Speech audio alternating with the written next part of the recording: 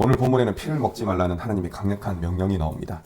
이 피를 먹는 자는 백성 중에서 끊어질 것이다 라는 아주 엄중한 그런 경고입니다. 하나님께서는 이 피를 먹지 말아야 할 이유를 다음과 같이 알려주십니다. 육체의 생명이 피에 있고 또 피가 죄를 속하는 속죄의 용도로 쓰이기 때문에 피를 먹는 것을 철저히 금하셨던 것입니다. 피를 먹지 말라는 하나님의 명령은 생명의 주인이신 하나님의 주권을 인정하는 동시에 하나님이 창조하신 생명을 존중해야 한다라는 가르침을 가지고 있습니다. 또 이 당시 우상 숭배를 할 때 제사 행위로서 피를 마시는 이방인들의 풍습이 있었거든요. 그렇기 때문에 이 피를 마시지 말라고 하신 것은 우상 숭배를 철저히 금하신 것이기도 합니다.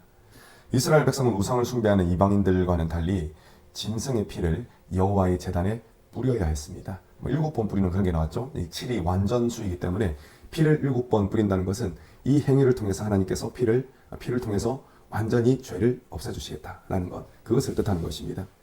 자, 이처럼 여호와의 제단에 피를 뿌리는 것은 하나님의 명령에 순종한 것이기도 하지만 그 속에 이 세상의 주인, 생명의 주인이 바로 하나님이시다라는 것을 선언하는 행위, 그 행위가 바로 피를 여호와의 제단에 뿌리는 행위였습니다.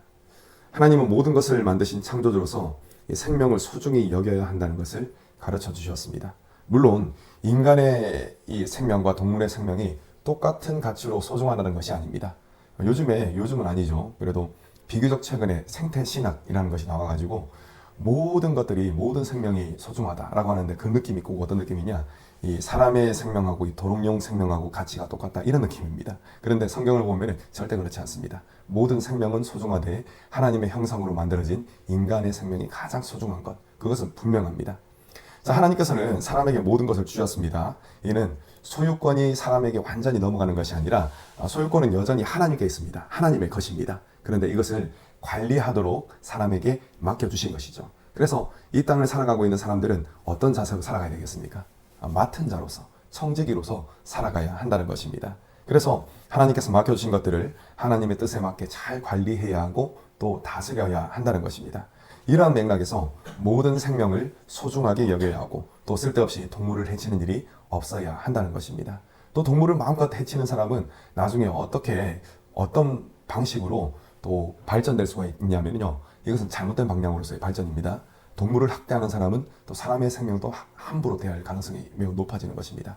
그러니까 이 생명을 존중하는 것은 인간의 생명도 존중해야 되는 것이고 동물의 생명도 존중해야 하는 것입니다. 자, 이제 피에 대해서 조금 더 깊이 살펴보겠습니다. 자, 11절을 보시면은 피를 제단에 뿌려 너희의 생명을 위하여 속죄하게 하였다라고 말씀하십니다.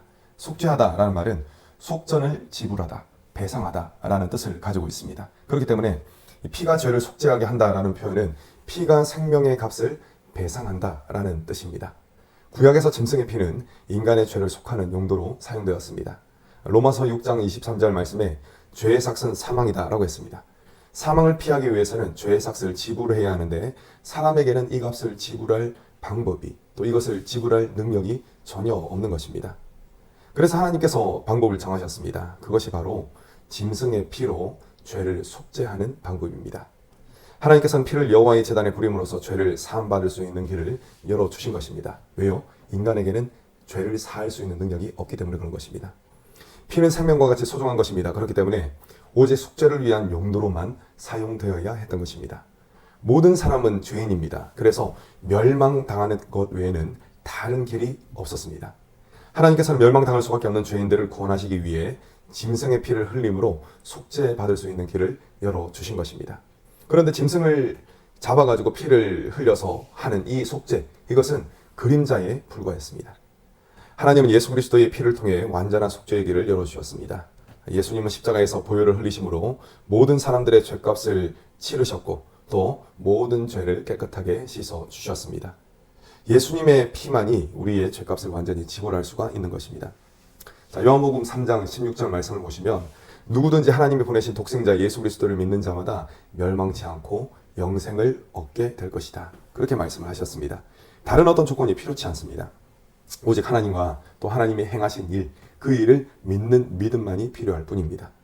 그리고 이러한 믿음은 하나님께서는 구하는 자에게 반드시 주시겠다라고 약속을 하셨습니다. 인간으로서는 한 것이 전혀 없는 가운데 하나님께서 모든 것을 하셨기 때문에 우리는 이를 값없이 베풀어진 은혜다, 이렇게 말할 수가 있는 것입니다. 또 죄는 사람이 지었는데 이 죄의 문제를 하나님이 친히 해결해 주셨습니다. 그렇기 때문에 이것은 은혜는 은혜요 온전한 은혜인 것입니다. 하나님은 독생자의 생명을 죄인들을 구원하기 위해서 내어주실 정도로 우리들의 생명을 귀하게 여기셨습니다. 따라서 우리는 하나님의 은혜에 항상 감사하며 하나님의 말씀에 순종하는 삶을 살아야 합니다. 하나님의 말씀에 순종하는 삶은 하나님 편에 서는 것입니다. 어떠한 때라도 하나님 편에 서는 것입니다. 하나님 편에 서는 것은 죄와 싸우는 행위가 반드시 포함되어야 합니다.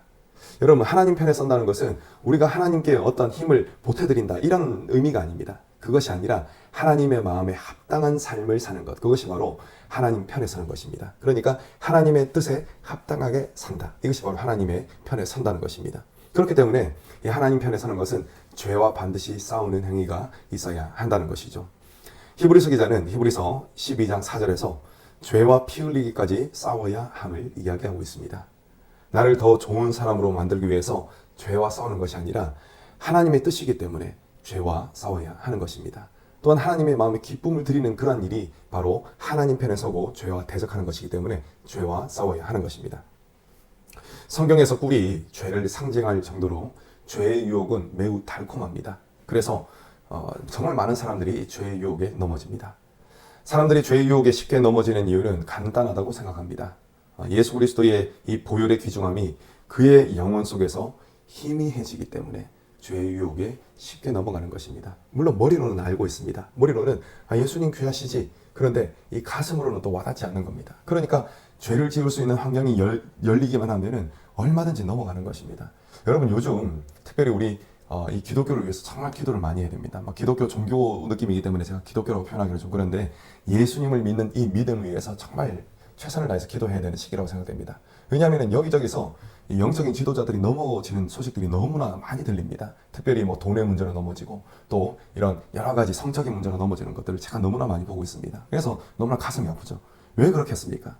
겉으로는 예수님 믿는 사람이라고 이렇게 보여지는데 왜 예수님이 나의 주님이다 입술에 고백은 있는데 그 영혼 가운데 예수 그리스도의 보혈의 가치가 하찮게 여겨지는 것입니다. 그렇기 때문에 쉽게 죄의 유혹에 넘어가는 것이죠. 그래서 우리 믿는 자들을 위해서 기도할 때 물론 목회자뿐만 아니라 모든 성도들을 위해서 기도하실 때 이 예수 그리스도의 보혈의 귀중함이 가슴 깊이 계속 때마다 시마다 계속 깨달아질 수 있도록 하나님 인도해 주십시오. 이렇게 기도해야 하는 것이 필요하다라는 것입니다. 우리 영혼 가운데 그리스도의 보혈의 귀중함이 다시 새겨지면 죄를 반드시 대적하게 되어 있는 것입니다. 말씀을 맺겠습니다. 생명의 주인이신 하나님께서는 그분의 백성에게 엄중한 명령을 내리셨습니다. 이러한 명령을 내리신 이유는 생명을 구하기 위함입니다. 하나님을 하나님으로 인정하는 삶을 살아서 생명에 속하라라는 명령인 것입니다.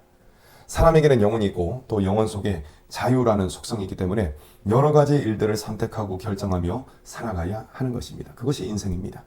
생명의 주인이신 하나님의 말씀은 선택과 결정에 분명한 기준이 되어야 합니다.